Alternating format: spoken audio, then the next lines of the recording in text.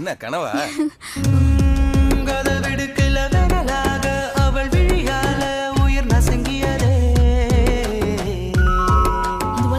எல்லா இலக்கியமும் வரலாறும் ஒரு வேஸ்ட் படிப்பு. இலக்கியமும் வரலாறும் தான் நம்ம சிந்தனையை தூண்டுது. அதெல்லாம் முட்டாளுங்களோட வாதம். நீ முட்டாள்தனமா பேசுற.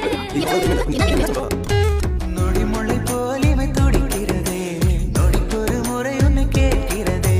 படித்துறை பாசியில் நடப்பது போல் கால்களும் காற்றினில் வழுக்கிடுதே. ஏழேழு ஜன்மங்கள் பேராசை வேண்டாமே, உயிர் தேடும் வெண்ணின் மடியில் ஒரு நொடி வாழ்ந்தால் அத பத்தி நீ என்ன நினைக்கிற? எதை பத்தி? அதான் கல்யாணத்துக்கு முன்னாடி அது எது? அதானா எதான்?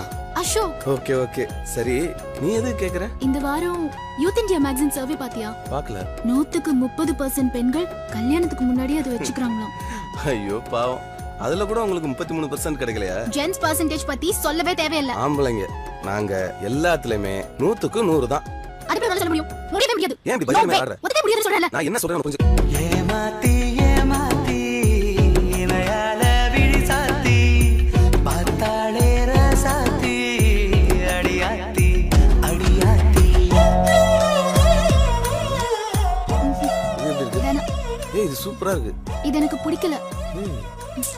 அப்புறம் எதுக்கு என்ன எடுக்க சொன்ன? எனக்கு பிடிச்சது நீ எடுப்பேன்னு நினைச்சேன். உனக்காக 3 மணி நேரமா தேடி இந்த ட்ரெஸ் எடுத்திருக்கேன் தெரியுமா? இதான் எனக்கு பிடிச்சிருக்கு.